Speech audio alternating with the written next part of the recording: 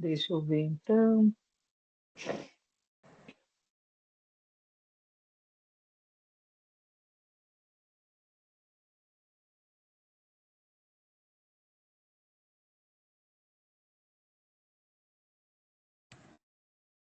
Agora E dá para agora? ver. Uhum, dá para ver. Maravilha, maravilha. Então, vamos continuar trabalhando o item 4 do capítulo 1º, a quarta força, né? Esse nosso item 4, modelos e paradigmas, do livro O Ser Consciente, da nossa mentora Joana de Ângeles. Já no primeiro momento, a partir desse quarto parágrafo que nós estamos trabalhando, duas palavras nos saltam. Uma palavra é paranormal e a outra é epifenômeno. Alguém conseguiu olhar o significado dessas palavras? Eu Ficou olhei. claro? Olhou? Uhum. Você gostaria de compartilhar o que você entendeu? Epifenômeno é algo que acontece como consequência de outra coisa, né? Não é algo que tem uma Uhum, não tem uma. It doesn't happen independentemente, né? sim, Isso que eu vi. muito bem. E paranormal é aquela situação, são aquelas circunstâncias, aqueles fenômenos que estão dentro, incluídos nos fenômenos naturais, só que a nossa compreensão e a nossa habilidade para estudar esses fenômenos ainda é limitada. Então, a gente atribui, né, o nome de paranormal a essas circunstâncias, a esses fenômenos para os quais nós ainda não temos os instrumentos, a nomenclatura, enfim, todo o arcabouço para compreender, falar, analisar, mas que estão incluídos dentro dos fenômenos naturais, né? Como nós aprendemos na doutrina espírita. É importante a gente frisar que o significado da palavra paranormal, no populacho, no vulgo, o significado popular da palavra, ele tem a ver com questões sobrenaturais, ocultistas, fantasmagóricas, e esse não é o sentido, a abordagem em que a gente utiliza, ok? E isso é importante, que o nosso professor Allan Kardec, o nosso querido Allan Kardec, ele começa o Livro dos Espíritos estabelecendo as definições, os sentidos com que certas palavras serão utilizadas naquele texto. E isso é muito importante, porque isso vai influir diretamente na forma como a gente faz a leitura. Ok? Então, a nossa querida mentora nos traz um trechinho o trecho mais importante desse parágrafo é que as manifestações paranormais deixaram de ser epifenômenos do sistema nervoso para tornarem-se expressões da realidade em níveis mais profundos da consciência humana. E esse é o cerne desse capítulo, desse item, modelos e paradigmas. Primeiro, o fato de que modelos e paradigmas, eles nos ajudam a compreender, a fazer a leitura das coisas, a ler esse mundo, a compreender o mundo. Isso tudo que a gente faz quando cria, quando inventa uma nova máquina, quando compreende um fenômeno da natureza que antes a gente não compreendia, quando geramos palavras, tudo isso são processos muito importantes para desenvolver os nossos materiais mentais, os nossos equipamentos mentais. É uma tarefa evolutiva importantíssima. Mas é tão importante quanto, se não mais, a gente compreender que modelo nenhum é insuperável, porque nós não temos como colocar uma capinha e determinar a natureza acaba aqui, a criação acaba aqui, né? Então, existem sempre, a natureza está sempre se desenvolvendo, existem sempre níveis que vão além daquilo que a gente pode compreender. Então, essas são as duas ideias muito importantes que a gente precisa gravar com relação a esse item. Primeiro, que a gente não deve se enferrujar numa concepção, e o outro, que nós precisamos entender que as manifestações paranormais, elas não são exclusivamente a desequilíbrio mental, como antes era tratado como uma situação patológica, né? Então, trazemos aqui a imagem de uma lâmpada, porque ela nos ajuda a ilustrar bastante a situação do epifenômeno. Se a gente pensar numa gambiarra, numa lâmpada dessas, podemos ter várias delas, mas sem que a eletricidade possa passar por elas e possa acender essa lâmpada, né, para que essa energia seja convertida e utilizada, produzindo essa luminosidade, nós precisamos que haja todo um fluxo de eletricidade até a lâmpada. Podemos ter todos os equipamentos físicos, né? O bocal, a luminária, os fios, mas se não passa a carga elétrica por aí, o fenômeno não vai acontecer. Se a gente não fecha o circuito de maneira a produzir essa luminosidade, então não vai acontecer. Então não basta a gente ter a ferramenta, né? Como nessa lâmpada, para que ela nos traga essa luminosidade, não basta simplesmente ter o hardware, as ferramentas, nós precisamos da alma, da coisa real que vai produzir, né, que vai fazer com que aquilo aconteça. Então, da mesma maneira, todos os fenômenos que a gente considera paranormais, porque eles estão além da nossa compreensão íntima, né, que são diversos manifestações do nosso psiquismo em diversos níveis, né, que está ainda além da nossa compreensão profunda, eles não são resultado de uma mera atividade cerebral. Eles não são uma sudorese cerebral, eles não são uma secreção cerebral.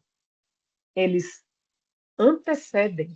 O cérebro é basicamente um equipamento que faz com que aquela situação se manifeste na esfera física, mas ele não é a causa dos que a gente considera fenômenos paranormais. Sim? Então, isso por que que isso foi uma grande virada de chave? Por que que isso é importante? Porque a visão materialista, a visão mecanicista de que nós somos uma máquina, não corresponde à realidade essencial do ser que nós somos. E para compreender o nosso papel no planeta, para que estamos aqui, de onde viemos e para onde vamos, precisamos alargar as fronteiras das nossas concepções. Isso não serve só para os teóricos e para os intelectuais. Isso é muito importante, é um movimento importante que nós precisamos fazer na nossa vida diariamente.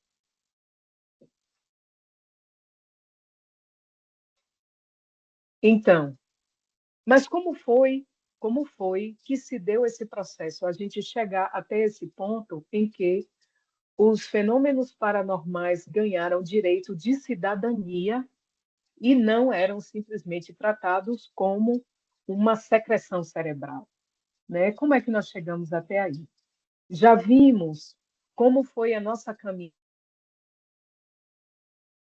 desde a Grécia Antiga, como a gente pode ver aqui no canto esquerdo, até chegarmos ao imenso progresso que fizemos ao longo do tempo, até chegarmos no momento ápice de frustração e desilusão com a matéria, que foi a situação da Segunda Guerra Mundial, toda aquela mortandade, todo aquele sofrimento, aqueles horrores, aquela destruição numa escala nunca antes vista no planeta Terra. Deixou a todos pasmos, deixou a todos aterrorizados. Meu Deus, nós não era isso que a gente estava. As promessas de que o progresso ia resolver todas as coisas, ia curar todas as doenças, e agora olha que a gente está vendo um monte de escombro, uma situação horrorosa, mortes, bomba atômica, né? Então, esse foi o paradigma, né? Essa foi a situação histórica, melhor dizendo, em que nós deixamos quando começamos quando concluímos a nossa recapitulação. E aqui nós vamos trazer uma imagem que ela é basicamente uma linha de tempo dos eletrodomésticos que hoje para nós eles são uma situação ordinária na nossa vida. Mas é importante a gente pensar quando a gente diz assim, esse desenvolvimento, esse progresso, o que é que foi isso? Foi só nos armamentos de guerra? Não. Porque toda a tecnologia que foi gerada para aqueles armamentos absurdos da Segunda Guerra, que foram enormes, a distância do desenvolvimento, só para a gente conceber que o povo ainda estava levando os cavalos para os campos de guerra na época da Primeira Guerra. Na Segunda, nós já tínhamos aviões jogando bombas e tivemos aviões jogando bomba atômica no Japão. Isso sem contar com as metralhadoras, os tanques, as armas químicas mais avançadas. Então, tudo isso foram tecnologias que foram aplicadas à guerra, sim. Mas todas essas tecnologias, as pessoas passaram a utilizar para atingir outros fins. Por quê? Porque a guerra não acontece todos os dias, mas os homens precisam continuar o progresso, precisam também ganhar o seu dinheiro. Com muita ganância, com pouca ganância, não interessa. O progresso ele sempre vai acontecer. Então, as tecnologias que foram desenvolvidas foram aplicadas em produtos de mercado que pudessem ser consumidos pela população em geral. E foi assim que nós acabamos por modernizar o ambiente doméstico, diminuindo também a carga que havia sido colocada na mulher, né? Entendamos que quando a guerra acontece, ninguém quer que nós não queremos que ela aconteça. E não estamos aqui celebrando a guerra, mas precisamos entender que naquele contexto histórico, por conta que um número enorme de homens foi lutar, né, nos campos da Europa, não sobrou, não sobrou homens para levar à frente a produção de alimentos, para levar à frente os cuidados médicos. Então, quem foi que foi assumir esse lugar? As mulheres. Então, um dos grandes benefícios que a Segunda Guerra teve foi abrir campo para que a mulher pudesse conquistar um pouco mais de espaço, né? Então, nós chegamos ao ponto em que findou a Segunda Guerra, precisou que os Estados Unidos e a Rússia se unissem para que conseguíssemos dominar, né, para que conseguíssemos derrubar toda aquela arquitetura terrível que os alemães tinham espalhado pela Europa. Enfim, todo aquele terror. Foi necessário unir essas duas nações. Mas tão logo a guerra acabou, cada um foi para o seu lado e se instalou o processo que depois nós viemos a conhecer por Guerra Fria. Então, embora havia um grande desenvolvimento, os eletrodomésticos entrando nos lares, né? A televisão já participando do contexto doméstico nos anos 50, mas nós também tivemos, uma vez que a guerra acabou, o começo da Guerra Fria, o retorno desses homens, né? Só para a gente ter uma ideia, foram mais ou menos 4 milhões de militares que foram servir na Europa militares americanos que foram servir na Europa durante a Segunda Guerra. Vamos dizer que 3 milhões desses homens retornaram para casa. Só para a gente ter uma ideia do contingente imenso que isso significava, era uma pessoa a cada 40 cidadãos. Quando a gente olha quantos soldados eram em relação à população total dos Estados Unidos, era um para cada 40 pessoas. Então, quando esse pessoal retorna para os Estados Unidos, muitos deles ainda muito jovens, a proposta do governo, a proposta foi: precisamos ter casa para esse povo, precisamos que esse pessoal se case logo, precisamos essas pessoas tenham emprego.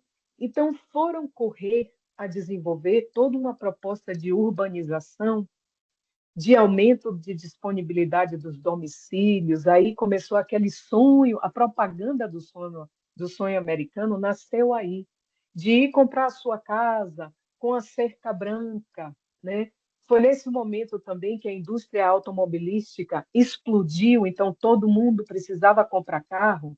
Todo esse progresso levou a um consumo, porque agora nós precisamos dos eletrodomésticos, nós precisamos do carro, nós precisamos da casa, né? Então, vamos a gerar um consumismo e toda uma série de necessidades é, relativamente falsas, né? Por que dizemos falsas? Tudo isso são utilidades, mas isso não pode ser o sentido da vida, né?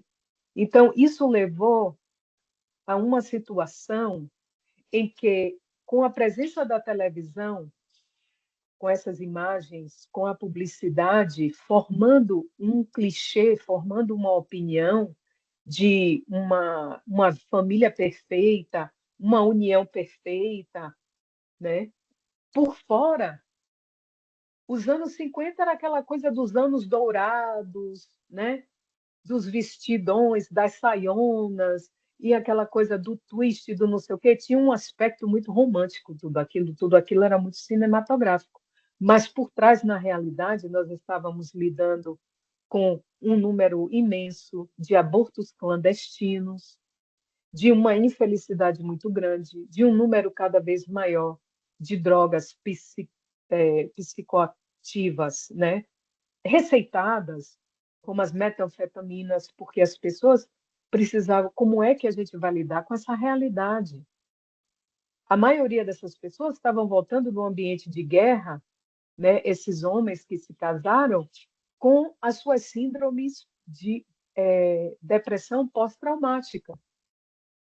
E sem as pessoas entenderem muito o que isso era, como é que cuida, como é que faz. Então, era um caldo de situações, mas tudo isso estava sendo soterrado, estava sendo escamoteado pelo consumismo, pela necessidade de abrir mercados para toda essa tecnologia que a gente gerou durante a guerra, né? Todo esse contingente humano que foi deslocado da casa de seus pais e que agora precisava da própria casa e da própria situação para não virar simplesmente milhões de pessoas pelas ruas deslocadas sem ter para onde ir. Então, foi todo um processo muito interessante, que aí nós tivemos a sífilis que voltou a crescer, a um grande desequilíbrio social, porque todo essa que a gente está vendo aqui, essa coisa desse subúrbio, isso aconteceu especialmente para a classe média branca, né? Os negros continuavam ainda numa situação de segregação. Por que que nós vamos conversar primariamente a respeito dos Estados Unidos? Porque como esse movimento aconteceu aqui em larguíssima escala, porque a Europa estava ainda se reconstruindo, e no momento em que a Europa se esfacelou na Segunda Guerra, lembremos que Paris sempre foi o grande, durante muito tempo, né? Virou um grande referencial da cultura, das ciências, das artes. Com a destruição da Europa pela Segunda Guerra, eles estavam lá ocupados em fazer o quê? Reconstruir a própria vida. A Rússia sempre esteve sob uma cortina de ferro. Sobrava quem? Os Estados Unidos explodindo com as oportunidades, explodindo com a indústria cinematográfica, com a indústria publicitária e tudo mais. Então foi aí que os Estados Unidos, foi a partir, né, desse fim da Segunda Guerra e da década de 50, que os Estados Unidos se estabeleceram como uma potência mundial. Até aí, alguma pergunta, algum comentário?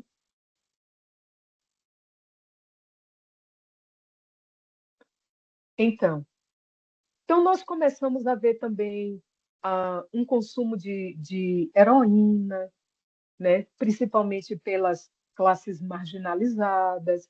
Então, nós começamos a ver uma série de comportamentos, né, que estavam sendo irregulares, uma série de coisas que aconteciam, mas tudo isso estava acontecendo debaixo dos panos, né? Isso tudo era colocado numa mordaça. Não, ninguém pode saber, ninguém pode ver. Tudo era assim, para que a aparência das coisas ficasse perfeita. Então, foi essa situação que deu espaço, porque esse pessoal que veio da guerra, jovem, se casou, comprou a casinha de cerquinha branca, seu carrinho, seu não sei o quê, porque o governo abriu todo tipo de programa para dar assistência a esse povo se assentar. Aí nós tivemos um movimento de uma reencarnação em massa no planeta que a gente chama do baby boom, que é a explosão dos bebês. Não é que os bebês foram explodidos, é que foi uma taxa de nascimento tão alta como nunca antes se havia visto no planeta, né? Então, essas crianças que nasceram nesse baby boom e foram criadas nesses subúrbios foram a primeira geração do planeta a receber um alto nível de cuidados com a saúde, tanto quanto possível, né? Porque estamos falando dos anos 50, um alto nível de atendimento à saúde, educação, segurança pública, segurança alimentar, ou seja, segurança das condições materiais de uma forma que nunca antes foi antes vista. E foi essa geração, esses boomers, essas crianças que nasceram, né, na década de 40, 50, que foram os contestadores da década de 60, que foi uma década assim em que tudo aquilo que estava soterrado na década de 50 explodiu. Então as pessoas não queriam mais vestir as roupas de poliéster, não queriam mais vestir aquelas roupas tradicionais e vamos a buscar tecidos alternativos e as roupinhas e os crochês e as coisas que são feitas à mão, que são domésticas, aquela necessidade de retornar à natureza, aquela busca de autoconhecimento, de espiritualidade, mas o que é isso? A vida não pode ser só isso. Então, todo aquele questionamento, toda aquela frustração que nós vimos, que fez parte, né, do final da Segunda Guerra, aquilo tudo foi soterrado porque as pessoas queriam assim, vamos estabelecer uma nova vida, joga aquilo tudo para trás, vamos agora, é uma nova era para a gente. Acontece que tudo que não é cuidado, tudo que é reprimido, ganha pressão. E quando sai, sai de uma forma violenta, muitas vezes, sai muitas vezes de uma forma esdrúxula, né? Então, quando a nossa benfeitora fala do desalinho do comportamento, né, da década de 60, por que ela fala de desalinho? Será que ela fala que essa contestação era um problema? Obviamente que não, nós precisamos mudar os paradigmas e aquela situação lá de negar a criatura os seus sentimentos, as suas dificuldades, aquilo é uma situação opressora, horrorosa, né? Para a mulher, para a criança, até para o próprio homem, que era exigido ter uma atitude, não pode chorar, não pode ter. E até hoje nós temos um legado difícil com relação a isso. Então, Esse caldo que a gente acabou de descrever foi o caldo essencial para que a psicologia humanista pudesse se desenvolver. Que agora o foco era, não vamos só tratar o adoecimento da psique, não vamos só tratar dos desequilíbrios mentais. Como é que, e nem basta a gente também cuidar de só adaptar as pessoas às condições difíceis. Como é que a gente pode viver com dignidade? Como é que a gente pode fazer o potencial humano florescer? Então, o foco da psicologia passou a ser o crescimento pessoal, a autenticidade e a autorrealização. Então, é aí que entra, né, a nossa benfeitora, no texto, ela fala das predições de Maslow.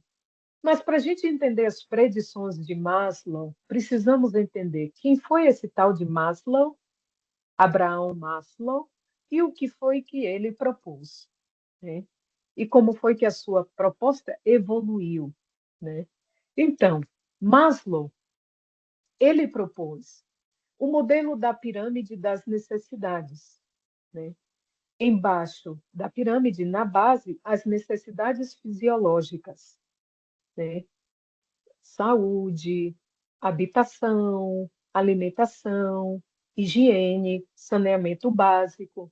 E uma vez que esses ângulos da existência estão cuidados, aí vem outras, né, outros níveis. Então, a segurança, acima dele, o amor e o pertencimento. Então, uma vez que certas situações, e é claro que isso não ocorre de uma forma linear em todas as sociedades, em todas as condições. Isso foi um modelo geral, porque ele identificou que o ser humano, ele é multifário, ele é complexo, existem várias necessidades que nos tocam. E no topo dessa pirâmide estava a autorrealização, que é você concretizar na sua vida tudo aquilo que a alma almeja, tudo aquilo que, enquanto ser humano encarnado, a gente procura realizar. Sim? Se realizar na sua profissão, se realizar no seu ambiente doméstico, né? Então, a gente vai cuidando dos aspectos da nossa vida na manifestação da forma. Tudo aquilo que toca a nossa manifestação aqui na zona material é material de autorrealização. Então, essa foi a primeira observação de Maslow. E o interessante a gente notar que o que nós conversamos antes, que esses baby boomers foram a primeira geração a ter uma imensa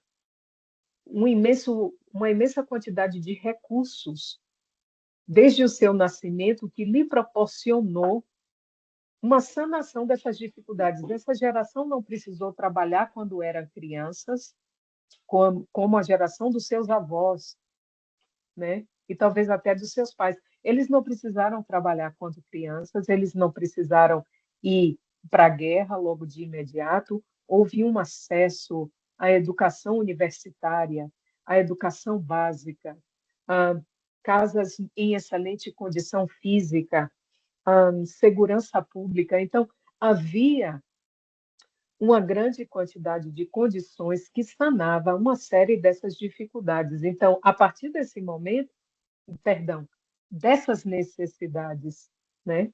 Então, uma vez que várias dessas necessidades para eles não existiam, sobra espaço na cabeça da pessoa para enxergar o que na nossa realidade não está funcionando. Porque enquanto a gente está lá fora, correndo para botar o prato na mesa e não sabe se vai ter pão para a janta, nem para o café do dia seguinte, a preocupação primária do cérebro é manter o corpo com vida, é sobrevivência. Então, se a gente não sana isso, fica muito difícil a gente ter espaço mental e psíquico para pensar na moralidade, nos desafios filosóficos da vida. Não dá para ter. Não dá para ter um senso crítico quando você está com a barriga vazia, está com o filho morrendo. Então, a pobreza que a gente vê, a insistência, né, de muitos governos em manter as populações na pobreza, é das maiores crueldades que se pode fazer com o ser humano.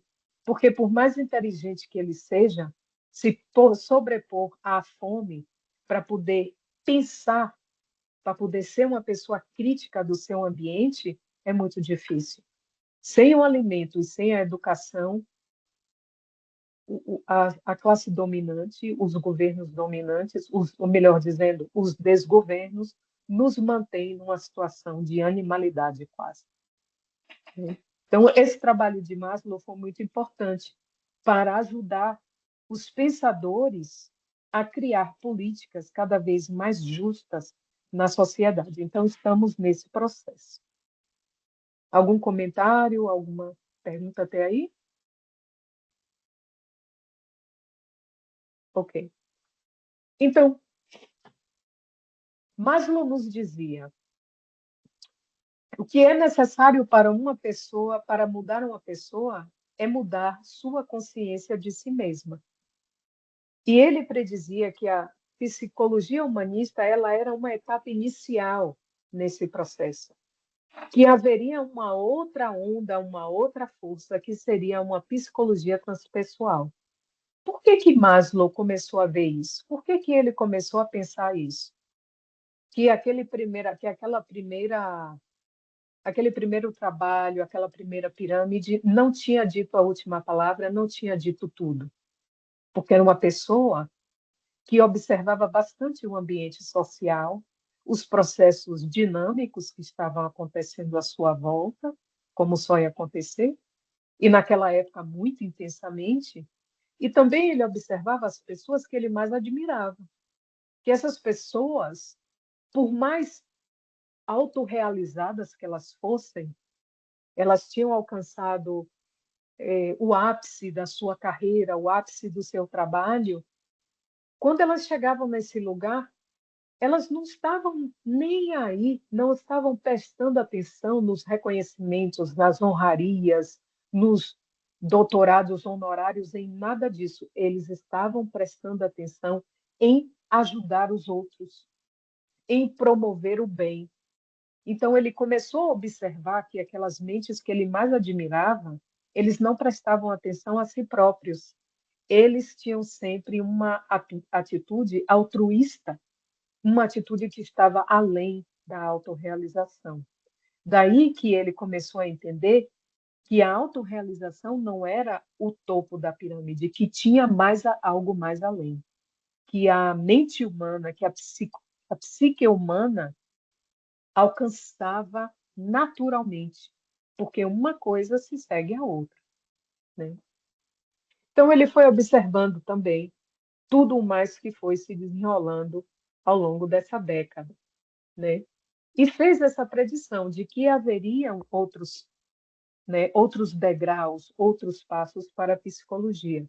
Então, todo aquele caldo que nós falamos, né, a respeito dos anos 50 e as rupturas que começaram a acontecer nos anos 60, aquilo tudo foi engrossando. Porque vai passando o tempo, por mais que a gente queira mascarar a aparência da vida, aquilo que precisa ser administrado vai bater na porta, vai fazer pressão e vai sair de uma forma feia. Então, essas pessoas que saíram nas ruas nos anos 60, essa juventude, cresceu lá em casa, muitos deles com pais que vieram da Segunda Guerra com seus traumas de guerra, suas adições e suas dificuldades, né? Tiveram que lidar com aquele suspense horroroso da Guerra Fria e da ameaça nuclear, né? Houve um momento da crise de mísseis em 1962 que as pessoas pararam de respirar.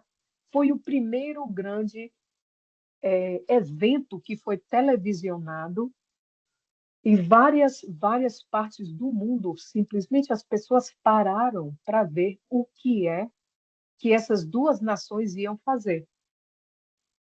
porque com os mísseis russos em Cuba, tão perto dos Estados Unidos, e todos dois com os seus mísseis, as suas bombas atômicas, os Estados Unidos com mísseis na Turquia, a Rússia com mísseis em Cuba, e as pessoas pararam de respirar. E durante várias horas, numa semana inteira, aquele vai para lá, aquela coisa diplomática, conversa daqui, conversa de lá. Então, era uma coisa, as pessoas viviam com medo, né? A gente não sabe se vai acordar amanhã. Então, nesse estado de coisas, aí tudo aquilo que é filtro vai saindo pela janela. Vai saindo pela janela. Vamos acabar com tudo, vamos virar tudo de ponta cabeça.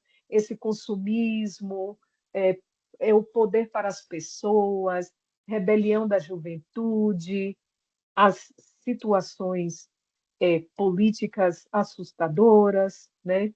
Aí lá vem mais uma guerra, as pessoas já cansadas desse papo de guerra, lá vem mais guerra em diversas partes do mundo, revolução sexual, que na verdade foi, né, uma libertinagem sexual, não foi uma questão de liberdade, mas de libertinagem, né? Então, as taxas de sífilis, as taxas de overdose, o movimento hippie. Então, aquilo que foi reprimido na década de 50 explodiu na década de 60 de uma forma feroz. Então, o que é que aconteceu? Nós não queremos mais esse modelo, estamos rompendo com tudo, mas vamos romper para onde? Vamos fazer o quê? Então, foi um rompimento sem direcionamento. Liberdade sem disciplina, sem direção, autonomia sem autoconhecimento, uma contestação, mas a gente não sabe o que. Eu não quero isso, mas você quer o quê? Ah, não sei bem. Então, foi aquela situação que levou a uma crise existencial maciça, porque foi uma ruptura sem equilíbrio interior. Então, é isso que a nossa mentora se refere à questão do desalinho, né? Porque contestar, ser uma pessoa crítica não é um problema. O problema é a gente simplesmente jogar tudo para cima e não ter depois uma estrutura, um plano, um direcionamento de para onde a gente vai. Então, aquilo causa uma grande alienação no ser humano e um desespero. Então, as consequências são imprevisíveis e na maioria das vezes, desastrosas. Então, nesse processo, nessa exploração da juventude, com as drogas psicodélicas, com a meditação, as influências do Oriente chegando cada vez mais fortes, as pessoas viajando para buscar essas influências, trazendo, né? Era um viajar daqui para lá, de lá para cá. Então, Maslow continuou a observar e a estudar as experiências de pico, de êxtase, né? A buscar os valores da verdade, da beleza, da justiça, e foi cada vez mais abrindo o seu interesse a respeito da consciência, da espiritualidade, porque havia esse aspecto, né? Então, foi aí que Maslow ampliou e fez a atualização da sua pirâmide, né? Então ele disse que o topo da pirâmide ele era já não era autorrealização, ele estava mais focado agora na questão da autotranscendência, porque é essencial ter uma conexão com algo maior do que o eu. Ele via que as pessoas que entraram, né, pela meditação, pela yoga, pela oração, né, muitas pessoas começaram a seguir religiões orientais e a realmente ter um processo transformador de maior conexão consigo, com a natureza, de ter alicerces para a sua vida que antes estava desalicerçada por conta dessa ruptura sem direção. Então, Maslow continuou observando as evidências e tendo a humildade de ampliar, aprender, continuar aprendendo, continuar pensando conforme a experiência humana foi se desenrolando aos seus olhos. Então, trazemos esses detalhes aqui porque é importante a gente considerar essa necessidade para a nossa própria vida. Ok?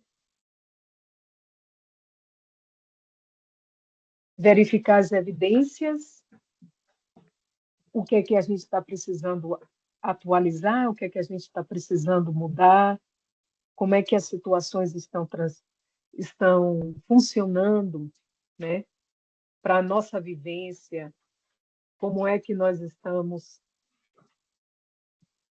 como é que isso está funcionando para a gente. Né? Então, deu para entender como foi que a gente saiu daquele ponto em que a paranormalidade era simplesmente uma patologia para merecer um lugar de cidadania, porque começou a acontecer, começaram a ter os mecanismos, os meios para estudar, uma grande situação social a se desenvolver e essa busca espontânea, né? E essas experiências de estados alterados de consciência que aconteceram de diversas maneiras, vamos entrar em detalhes sobre isso na semana que vem, despertando o interesse daqueles que já têm os olhos de ver e os ouvidos de ouvir, como o nosso Abraão Márcio. E aqui nós ficamos por hoje, né? Eu acho que o nosso tempo já são as 8h15.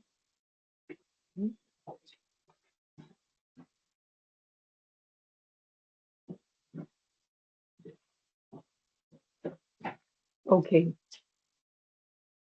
está bem então. Alguém gostaria de fazer a prece de encerramento?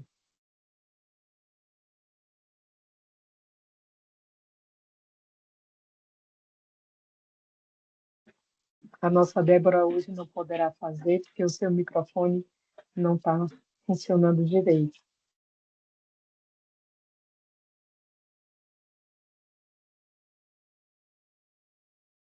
Alô, alô, responde.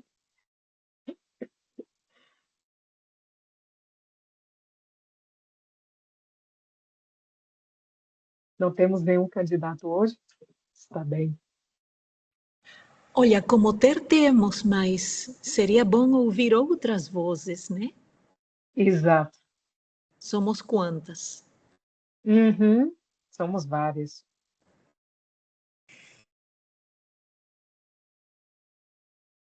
Mestre, te agradecemos do fundo do coração por este espaço virtual, onde compreendemos as razões pelas quais devemos nos dedicar a aprender a delicada arte de sacralizar a vida física, esse presente precioso que vem de vós e que ainda não aprendemos a reconhecer.